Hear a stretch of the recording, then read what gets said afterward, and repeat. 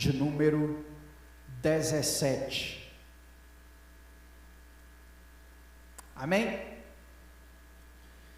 Romanos, capítulo de número 1, versículo de número 17. O texto diz assim, eu vou ler o 16 e o 17. Gosto muito desse versículo 16 também. Pois não me envergonho do Evangelho, porque é poder de Deus para a salvação de todo aquele que crê, primeiro o judeu e também o grego, visto que a justiça de Deus se revela no Evangelho, de fé em fé, como está escrito, o justo viverá pela fé. Apenas a parte B do versículo, o justo viverá pela fé. Amém? Deus, esta é a tua palavra que foi lida e será ministrada aos nossos corações nessa noite de quinta-feira, e a nossa oração é para que o teu Espírito Santo tenha liberdade de fluir e de agir no nosso meio através desta mensagem, para a honra e glória do teu santo nome. Que o teu nome, Senhor, seja santificado aqui nessa noite, que a tua palavra venha como um alimento para as nossas almas, como um bálsamo para as nossas feridas, que a tua palavra seja um refrigério para a nossa alma. Essa é a nossa oração, em nome de Jesus, amém, amém. Pode se sentar, meu irmão. Hoje é 31 de outubro, de 2024, um dia aonde, por mais que, pelo menos nós que damos importância à seriedade da palavra de Deus, pelo menos para nós que tentamos ser compromissados com as verdades a respeito de Deus descrito na sua palavra, hoje é um dia que para nós, por mais que eu tente, por mais que eu lute para não fazer, é um dia muito importante na história da igreja. Dia 31 de outubro é a celebração, da reforma protestante, da origem da igreja chamada evangélica, do cristianismo que retorna às práticas bíblicas. Você foi encontrado pelo Senhor Jesus, você foi convencido pelo Espírito Santo e descobriu as verdades a respeito da Bíblia, por causa de um movimento que começou em 31 de outubro de 1517, chamado Reforma Protestante. As escolas estaduais e municipais, no dia de hoje, celebraram Halloween. A maioria dos países, vinculados aí aos Estados Unidos, como é o Brasil, por exemplo, hoje celebra o Dia das Bruxas. E talvez esse dia, que para nós deveria ser um dia tão importante, acaba não ganhando tanta mídia social, porque essas outras coisas ofuscam a nossa data.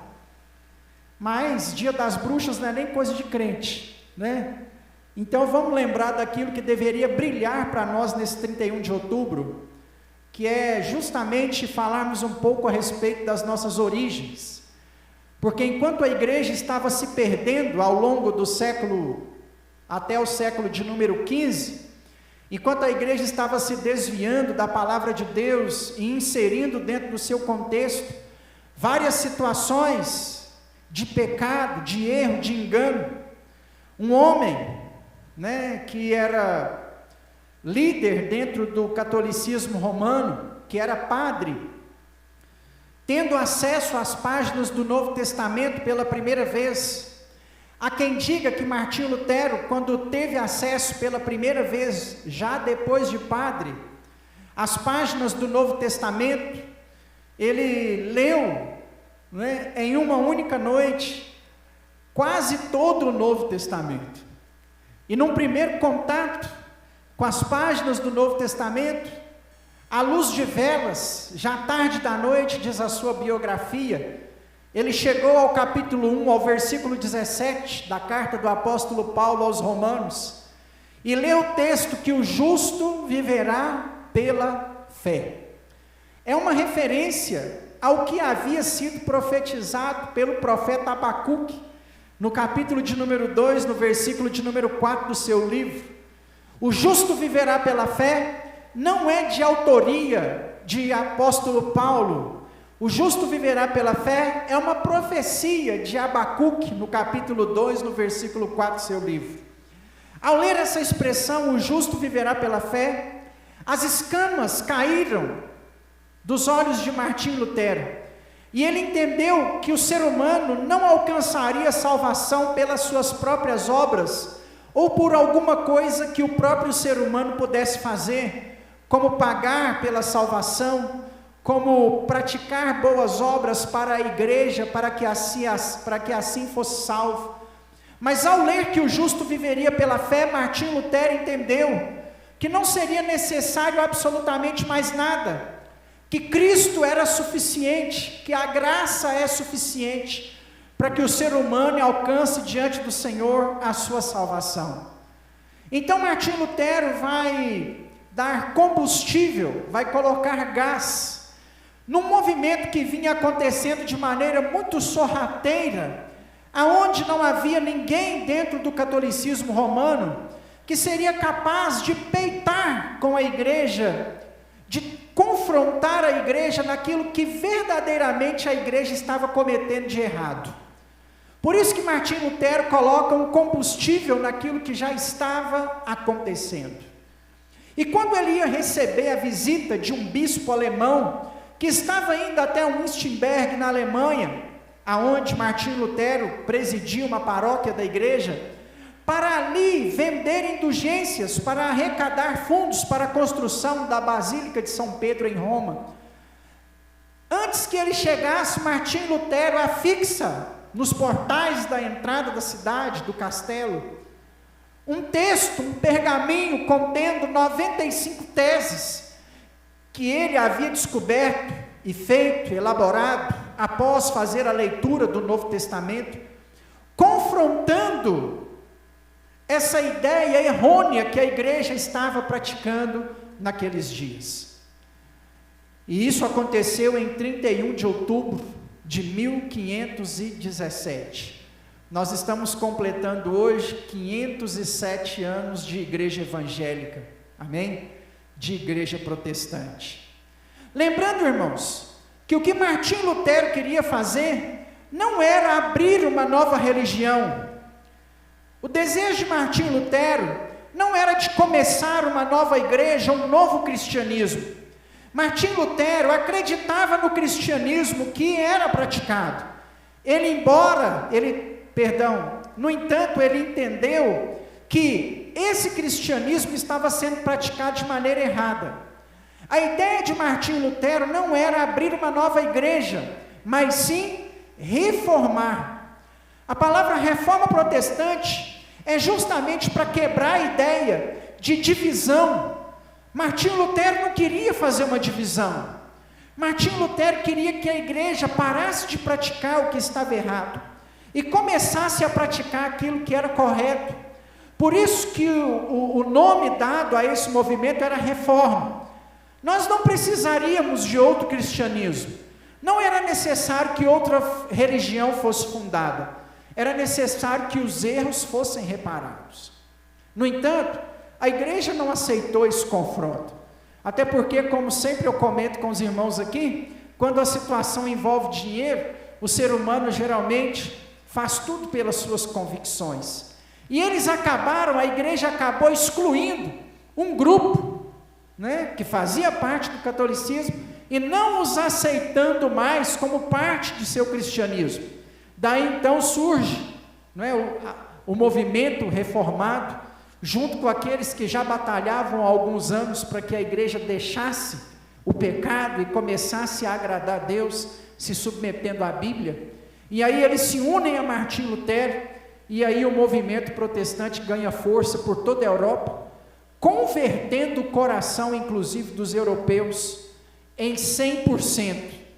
Toda a Europa, no século XVI, se converteu ao cristianismo por causa do movimento chamado movimento protestante. Esse movimento protestante, ou essa reforma protestante, ela é pautada em 5 pontos, que nós chamamos de 5 solas, que embora anualmente nós lembramos deles aqui, nunca será demais, porque ao lembrarmos dos 5 pontos da reforma protestante, meu irmão, nós estamos tomando um remédio para prevenir que não cometamos os mesmos erros que a igreja cometeu no século de número 15. Amém? Ah, pastor, eu já conheço os 5 solas de cor e salteado, eu já sei o significado. Eu sei. Eu também já sei o significado dos 5 solas da reforma protestante.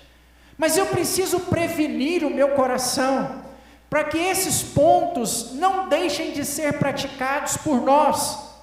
Porque esses pontos não têm que ser praticados pela igreja institucional. Esses pontos precisam ser praticados por mim e por você. Somos nós que devemos acreditar nisso. E por incrível que pareça, nos dias em que nós vivemos, a igreja tem se afastado dos 5 pontos da reforma protestante. Eu desafio você a olhar os púlpitos das igrejas evangélicas hoje, nessa data tão importante. Quais delas estão falando sobre a reforma protestante? O assunto parece que não é mais interessante para nós. Essas coisas parecem que ultrapassaram. Nós já achamos que sabemos, mas na verdade pastores estão se omitindo diante dos 5 pontos da reforma, porque já pararam de praticar a reforma protestante há muito tempo. Os pontos da reforma protestante, eles combatem muitas heresias que estão em alta nos nossos dias. Atualmente nós sofremos, porque ignorantes da fé, abandonaram os pontos da reforma protestante, que são as nossas origens. Olhar para as nossas origens é sempre muito importante. Nunca se esqueça de onde você veio, do berço que você nasceu. Nunca se esqueça da educação que seus pais tiveram. Nunca se esqueça do verdadeiro evangelho que você aprendeu. E da mesma forma, nunca se esqueça da história da igreja que alcançou o seu coração. A modernidade do tempo que nos é oferecido, irmãos, não podem apagar o que nos fez chegar até aqui. Essa reforma, então, ela é baseada em 5 pontos, que nós vamos ver aqui, né? O primeiro ponto da reforma protestante, em latim, Lutero escreveu em latim, para que alcançasse toda a igreja naquela época, visto que os padres celebravam a missa em latim, então isso deu uma divulgação maior ao material que estava sendo proposto. O primeiro ponto é o sola scriptura. Quando Martim Lutero está desenvolvendo essas chamadas 5 teses da reforma protestante, ele cita uma gama de versículos a respeito do assunto. Algumas referências, umas 10 referências em cada uma delas pelo menos. Ele exaustou o tema em referências bíblicas e aplica nas suas teses. Eu não vou ler todas as referências, mas quero ler pelo menos uma de cada com os irmãos. O sola scriptura é baseado em 2 de Timóteo, segunda carta do apóstolo Paulo a Timóteo, capítulo de número 3, versículo de número 16. Se você consegue aí abrir junto comigo ou acompanhar pelo telão, eu vou abrir aqui e fazer a leitura. 2 Timóteo, capítulo 3, versículo 16. Toda a Escritura é inspirada por Deus e útil para o ensino, para a repreensão, para a correção, para a educação na justiça. Olha o que diz a primeira parte do texto. Toda a Escritura é inspirada por Deus. O primeiro ponto da reforma se chama sola scriptura, que quer dizer somente as Escrituras. Martim Lutero desenvolve esse primeiro ponto da reforma para que desse um maior valor à Bíblia do que aos dogmas escritos pela igreja, Nós precisamos valorizar mais a palavra de Deus. Na verdade, a frase minha está errada aqui, eu vou reformulá-la. Nós precisamos dar ênfase apenas à palavra de Deus, somente às Escrituras, porque elas é que têm valor doutrinário sobre as nossas vidas. A igreja até o século XV tinha desenvolvido os seus dogmas e as suas próprias doutrinas. Muitas coisas ensinadas pela igreja não eram ensinadas pela Bíblia, mas pela tradição do catolicismo romano. O catolicismo romano entendia que uma coisa era pecado, ou que era-se obrigado a praticar alguma coisa, então ele colocava aquilo dentro dos seus dogmas e apresentava aos fiéis como algo a ser cumprido. O reformador Martim Lutero chega e fala assim: não temos que dar ouvidos aos dogmas da igreja, somente a Bíblia. Somente a Bíblia. Diga comigo, eu creio somente na Bíblia. É só a Escritura, somente a palavra de Deus, meu irmão.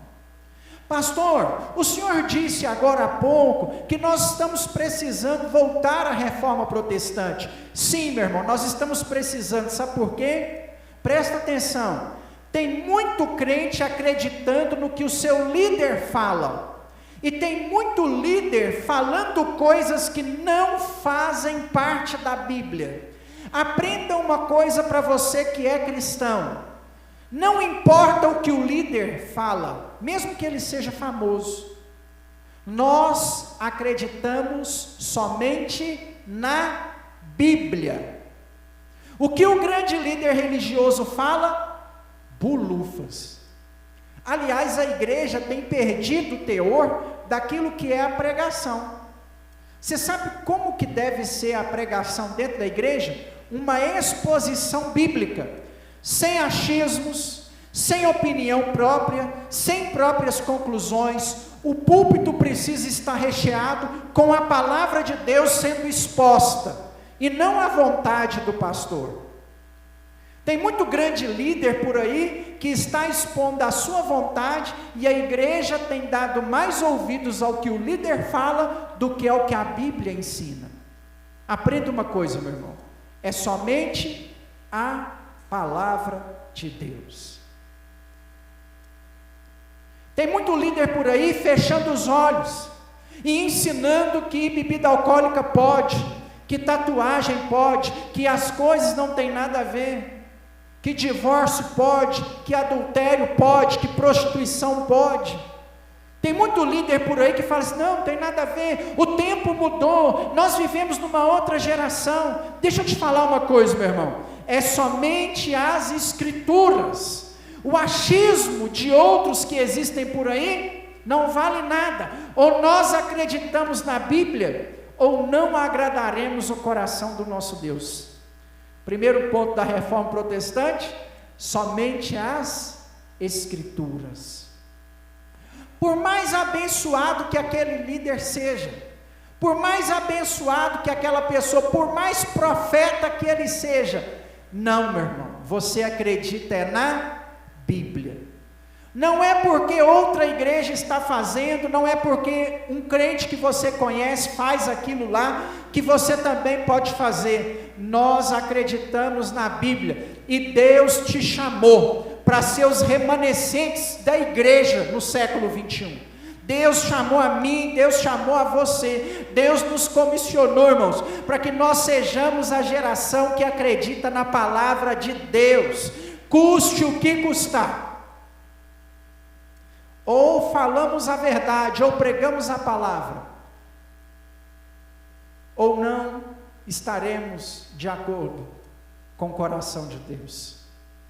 O segundo ponto da reforma protestante é solos Christus. Eu gosto muito de 1 Timóteo capítulo 2, versículo de número 15, acho que eu até citei aqui no domingo.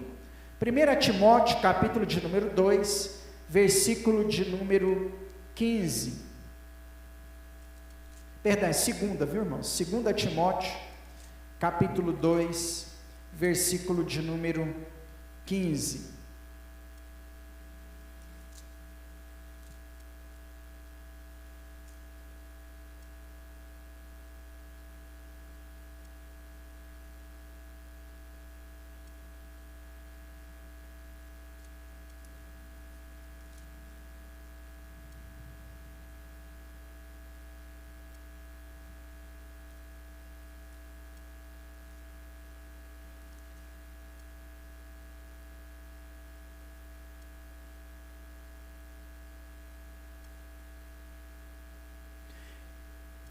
Não, eu vou fazer o seguinte, eu vou citar outro texto, João 14, versículo de número 6, e disse Jesus, eu sou o caminho, a verdade e a vida, ninguém vem ao Pai, a não ser por mim. Tem também Atos dos Apóstolos, capítulo de número 4, versículo de número 12, Atos dos Apóstolos, capítulo de número 4, versículo de número 12. E não há salvação em nenhum outro, porque abaixo do céu não existe outro nome dado entre os homens, pelo qual importa ser salvo. O segundo ponto da reforma protestante diz assim: solos Christus, somente Cristo. Martim Lutero, ao ler Romanos, capítulo de número 1, versículo de número 17, que o justo viveria pela fé, ele entendeu que Cristo era, é e sempre será suficiente para que o homem alcance a sua salvação. Você não precisa de outro. O texto de Timóteo 2,15 diz que há um só mediador entre Deus e os homens, Jesus Cristo, homem. Eu não estava achando o texto porque faltou um na minha anotação aqui. 15, o versículo é o 15. 1 Timóteo 2,15. 2,5, perdão. 1 Timóteo 2,5. Porque há um só Deus e um só mediador entre Deus e os homens, Jesus Cristo, homem. Lutero entendeu e lembrou a igreja. Olha esse texto de Paulo em Timóteo 2,5. Não há outro mediador entre Deus e os homens que não seja Jesus. Essa ideia que a igreja pregava, que você precisa de uma terceira pessoa para te mediar, a Bíblia ensina contra isso. Você não precisa de santo, você não precisa de Maria, você não precisa de padre, você não precisa do bispo, você não precisa do papa. Há um só mediador entre Deus e os homens, e é Jesus Cristo.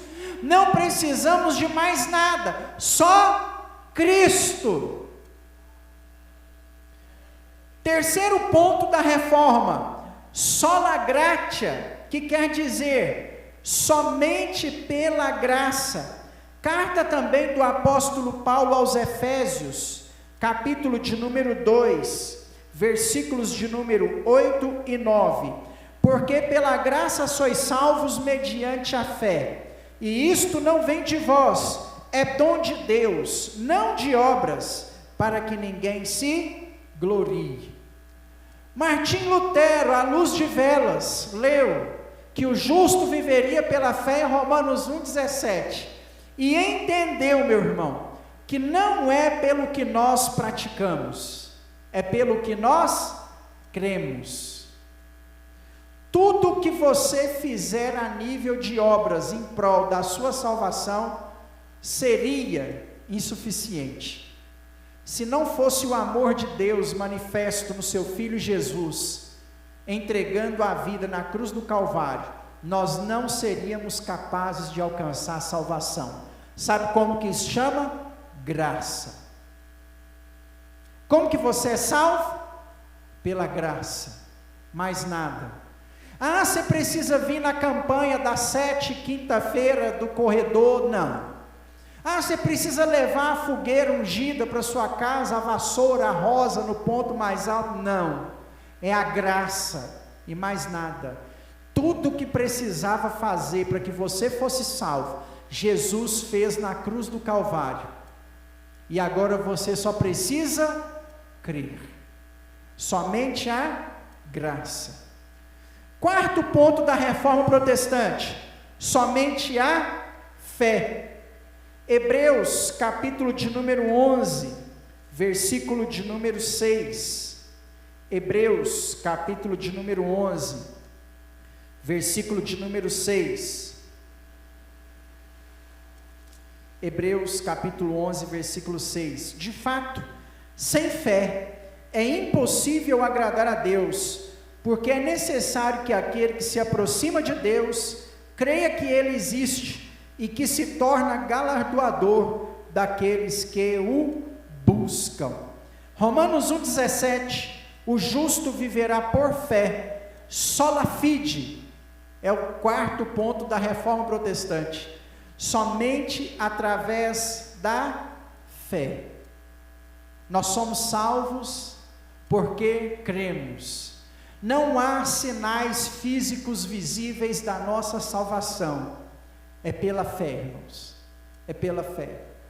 No período da reforma protestante, antes dele, a igreja vendia um documento, que certificava quem comprava esse documento, de que a vaga no céu estava garantida, ou de que o seu parente seria livrado do purgatório. Não tem nada disso, meu irmão, é somente pela fé. Quinto ponto da reforma protestante: somente a Deus a glória, só lhe deu glória. 1 Coríntios, capítulo de número 10, versículo de número 31. 1 Coríntios, capítulo de número 10, versículo de número 31. Porquanto quer comais, quer bebais, ou façais qualquer outra coisa, fazei tudo para a glória de Deus. A glória é dele. Antes da reforma protestante, a igreja estava exaltando seus líderes, a igreja estava dando a glória aos homens, a igreja celebrava e celebra até hoje o Papa, a glória dada aos homens. Quando Martim Lutero, à luz de velas, lê Romanos 1,17, ele entende que a glória precisa ser dada a Deus, a Ele. De quem que é a glória, meu irmão? A Ele. Você pode até honrar seu pastor, você pode honrar seu líder, de preferência, faça isso particularmente. O que a mão direita faz, a esquerda não precisa ficar sabendo, porque quem gosta de aplauso em público, tira a glória de Deus. Lutero entendeu que a glória precisa ser dada a Deus. Nos nossos dias nós vemos em muitos lugares que celebram seus líderes, que esticam tapete vermelho para os seus líderes. Há igrejas que todo culto que você vai, o pessoal puxa saco da liderança. Irmãos, a glória precisa ser dada a Deus, a Ele, e somente a Ele. Eu citei liderança, mas muitas vezes nós idolatramos as pessoas que nos ajudaram no caminhar da nossa fé. Seja grata a essa pessoa, honre essa pessoa, de preferência particularmente, porque em público a glória tem que ser dada a Deus, a Ele seja a honra e a glória para todos sempre. Isso está desde o Antigo Testamento. Lembra do Salmo 115, versículo de número 1? Não a nós, Senhor, não a nós, mas ao Teu nome seja dada a glória, agora e para sempre. Lembra do apóstolo Paulo em Romanos, capítulo de número 8? Porque dele, para Ele e por Ele são todas as coisas. A glória precisa ser dada a Deus. a glória precisa ser dada a Deus. Nós vivemos uma geração, irmãos, aonde nós precisamos saber quem é o grande pregador, quem é a pessoa por trás. A reverência precisa ser dada ao homem. Lutero entendeu que o homem não importa, que a glória precisava ser dada ao Senhor, a Deus. Estes são os nossos 5 pilares, chamados aí, 5 pontos da reforma protestante. É para eles, irmãos, que nós devemos olhar anualmente. É para essa prática que nós devemos fazer cotidianamente. É isso que nós devemos manter de pé. A suficiência da Bíblia, a suficiência de Cristo, a suficiência da graça, a suficiência da fé e a suficiência do louvor a Deus. Se mantivermos esses 5 pontos como nossos pilares, nós conseguiremos agradar o coração do Pai. Viver a fé evangélica, se tornar um cristão protestante, é ser abençoado, é ser curado, é ser liberto, é provar da prosperidade do Senhor sobre a sua casa, sobre a sua família. Mas ser cristão evangélico, ser um protestante, não quer dizer apenas isso. Há deveres a serem cumpridos, e entre esses deveres está em manter de pé os pilares que nos trouxeram ao longo desses 507 anos de história, para que nós não possamos mais perder o caminho ou a direção. Não é a igreja, não é a quantidade de pessoas na igreja. Às vezes nós encontramos pessoas mudando de igreja porque a outra igreja é mais cheia. Não é a igreja, meu irmão, é Cristo, é a graça, é a fé, é a palavra, é a glória sendo dada a Deus. Às vezes nós pensamos, porque um determinado grupo religioso cresceu, está alcançando a posição de destaque, parece que a nossa igreja não é certa, porque está todo mundo lá. Não é a igreja, meu irmão, são os pontos que nos trouxeram até aqui. Muitas pessoas pensam que tem que ficar andando atrás de homem, porque ele tem muito seguidor no Instagram, porque ele tem se tornado influente. Não é o homem, meu irmão, é a palavra, é a glória, é o mover do Espírito Santo, é a graça que alcança o nosso coração. Vamos manter de pé o que nos trouxe até aqui. Amém? Em nome de Jesus. Que essa data para nós não seja um dia de Halloween. Que essa data para nós não passe desapercebido. Que nós possamos, irmãos, voltar às nossas origens, aos nossos princípios e tentar agradar o coração de Deus como Ele espera que agrademos. Em nome de Jesus. Se coloque de pé, vamos orar.